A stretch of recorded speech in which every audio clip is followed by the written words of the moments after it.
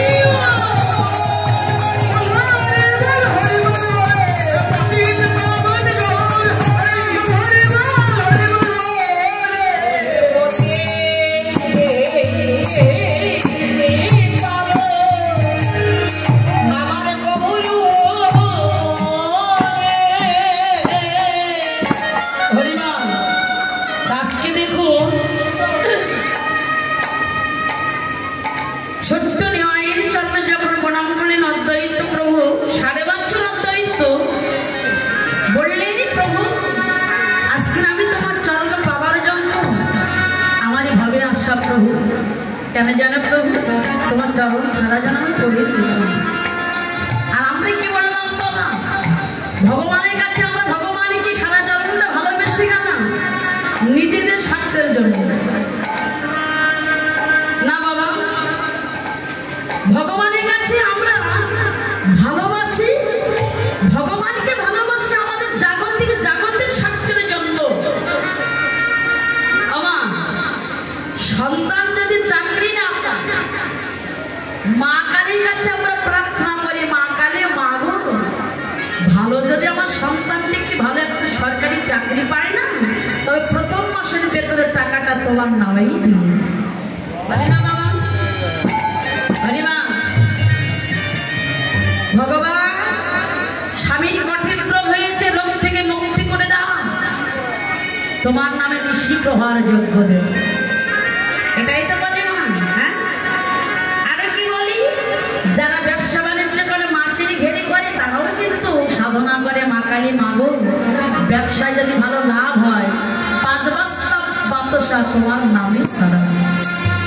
কিন্তু মা ভগবানকে ভালোবাসে নিজেদের স্বার্থের জন্য, এই জাগতের স্বার্থের জন্য। ওই মা কোনদিন তো বলি না ওকে গৌর হরি দয়াময় গৌর হরি, এ জগতে আমি তোমার কাছে কিছুই চাই না, বিষয় ঐশ্বর্য ধন সম্পত্তি আমি তোমার কাছে কিছুই চাই না প্রভু, শুধু এইটুকু তোমার চরণে আমার এইটুকু নিবেদন, এইটুকু বিনতি রইল প্রভু, যেন তোমার আতুল চরণেই আমার মতি থাকে।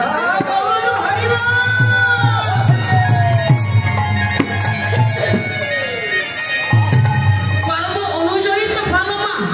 হ্যাঁ, যে যেমন কর্ম করবো কর্মের ফল আমাদেরকে পেতে হবে। মাতৃগর্ভে থেকে যেদিন আমরা এসেছি সঙ্গে কিছুই নিয়ে আসিনি, এসেছি কি বাবা? এসেছি ল্যাংটা মা, যাবো ল্যাংটা, এসেছি খালি হাতে, আমরা যাবো খালি হাতে। আমার সঙ্গতে কিছুই যাবে না, সঙ্গে যাবে একমাত্র আমার মধুমাখা হরি না, সঙ্গে যাবে একমাত্র সাধুগুরু বৈষ্ণবের চরণেরই ধুলার বাবা, আর কিছুই সঙ্গে যাবে না। হ্যাঁ, আজকের এই অদ্বৈত প্রভু তিনি কাঁদিছেন, হা গৌর প্রাণ গৌর। আমরা তো ভক্তের চরণে ধরা তো আমাকে মাখতে চাই না মা, মাকে কি? আর ভগবান কিন্তু নিজেই ভক্তের চরণে ধুলাকে মেখেছিল, মেখেছিল না বাবা? কোনদিন? তবে আমাদের জানতে গেলে একটু যেতে হবে সেই কুরুক্ষেত্র মাঠে, যেদিন পাণ্ডবরা যুদ্ধ করেছিল, আর ওই যুদ্ধ করে যে পাপ ওনারা করেছিলেন মা, ওই পাপ থেকে মুক্তি পাবে বলে ভগবানকে বলেছিল, ভগবান কৃষ্ণ পঞ্চ পাণ্ডবরা বলেছিল যে আজকে আমরা যুদ্ধ করে যে পাপ করেছি এই পাপ থেকে আমরা কিভাবে মুক্তি পাব? কৃষ্ণ বলেছিল যজ্ঞ করতে। যজ্ঞ করতে গেলে কি করতে হয় বাবা? নেমন্তন্ন করতে হয় না? আমার নেমন্তন্ন করতে হয় কিন্তু। আর যজ্ঞ করতে গেলে কিন্তু একার দ্বারাই সম্ভব নয়। একটা যজ্ঞ করবেন, আপনি একা একা কর্ম করতে পারবেন বাবা? পারবেন না। তবে কি করতে হয়? গ্রামে বিশেষ বিশেষ একটু গণ্যমান্য ব্যক্তিকে ডাকতে হয়। যজ্ঞে এক একজনকে এক একটা দায়িত্ব দেওয়া হয়। আজকের এখানে আমার যে মায়ের পূজা হচ্ছে, তা মায়ের পূজাটা হচ্ছে এখানে, আমার হরিনাম সংকীর্তন হচ্ছে, এত বড় একটা অনুষ্ঠান হচ্ছে, এটা কিন্তু একার দ্বারাই সম্ভব নয়। এই যে আমার কমিটি দাদা ভাইদের বাবাদের এক একজনের কিন্তু এক একটা দায়িত্ব দেওয়া আছে, আছে না? তার দুর্যোধন রাজা ভগবান শ্রীকৃষ্ণের এক একজনকে এক একটা দায়িত্ব দিয়ে, ভীম তো খেতে ভালোবাসে, ভীমকে খাবার ওখানে দায়িত্ব দিয়ে। কারণ আচ্ছা বাবা, যে খেতে ভালোবাসে তাকে খাবার ওখানে দায়িত্ব দিলেন কেন? হরি বল। কারণ যে খেতে ভালোবাসে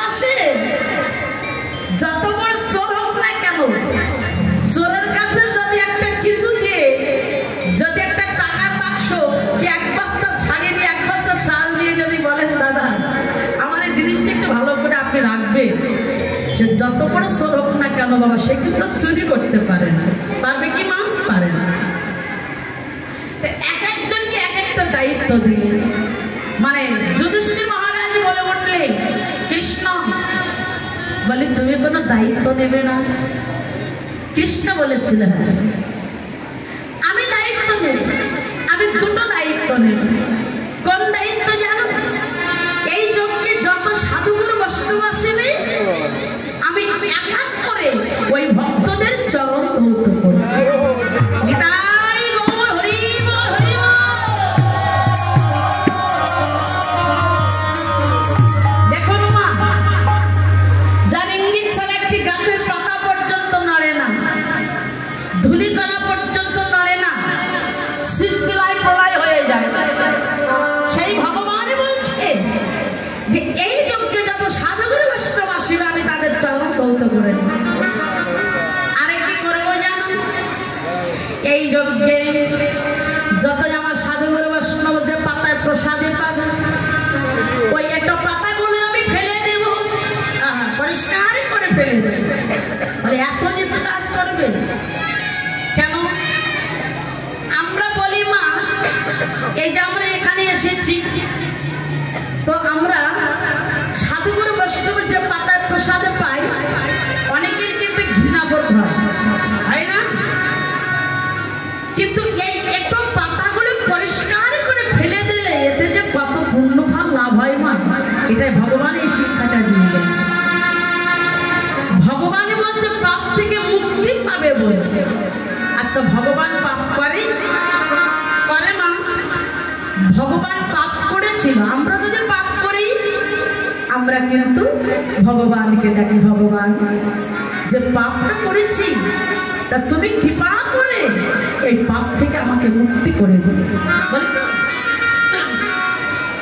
কিন্তু ভগবান যদি অপরাধ করে মা, ভগবান যদি পাপ করে, ভগবানের ক্ষমা করবে কে? ভগবান পাপ থেকে মুক্তি পাবে কিভাবে? ভগবান পাপ করেছিল মা, করিলেন জানি যখন রাবণকে মেরেছিল। রাবণকে মেরে কিন্তু বড় পাপ হয়েছিল, কারণ রাবণ যে মা সীতা দেবীকে চুরি করেছিল কোন বেশে, উনি কিন্তু বাবা ওই রাবণের বেশে যায়নি। হ্যাঁ, রাবণের বেশে যায়নি মা, একজন সাধুর রূপে ধারণ করে গিয়েছিল। তার রাবণকে মেরে, আচ্ছা সীতাকে চুরি করেছিল কেন জানে? আমরা বলি না যে রাবণ বড় দুষ্ট, ওই ভগবানের বউকে চুরি করেছিল, বলি না মা? আচ্ছা জাগত থেকে জাগতে মা দেখো, নায়ক নায়িকার সঙ্গে একটু তুলনা করি।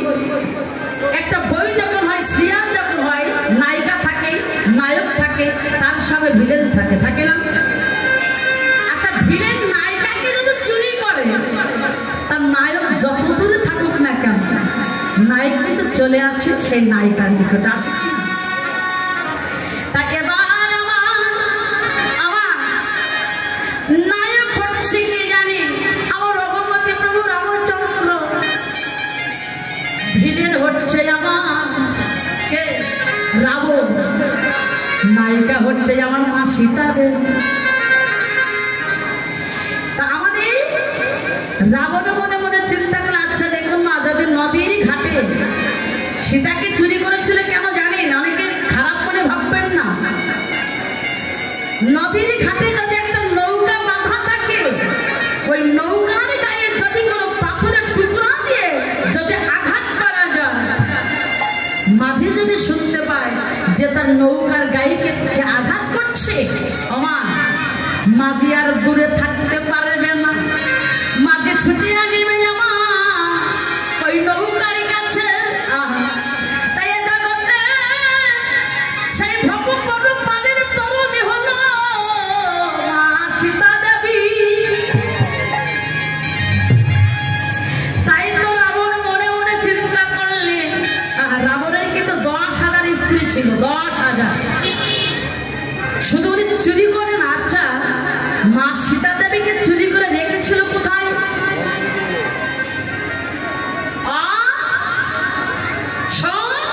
বনে, যেখানে থাকে না, চারির আঘাত করেছিল। বলতে বলতে একবার মা বলেছিল, মন্দাদারি বলে উঠলেন, যাকে মা বললে তাকে তুমি চুরি করলে কেন? মন্দাদারি, ও তুমি বুঝবে না, চেরির আঘাত করছো কেন? তুমি বুঝবে না মন্দাদারি, আমি যতই চেরির আঘাত করব ততই আমার মা সীতাদের হা রাম বলে কাঁদবে। যখন হা রাম বলে কাঁদিবে, আমার প্রভু রামচন্দ্র আর দূরে থাকতে পারে। প্রভু রামচন্দ্র ছুটে আনিবে আমার সোনার লঙ্কা। যখন সোনার লঙ্কায় আসিবে, মন্দাদারি কিন্তু আমার ভৌ ভৌ করে কেঁদেছিল। রাবণ বলেছিল, মন্দাদারি তুমি কাঁদছো, তুই পাগলের মতো কাঁদছো, তুমি কেঁদো না, তুমি আমি কাঁদবো কেন জানো মন্দাদারি? যেদিন আমার প্রভু রামচন্দ্র, যেদিন আমার প্রভু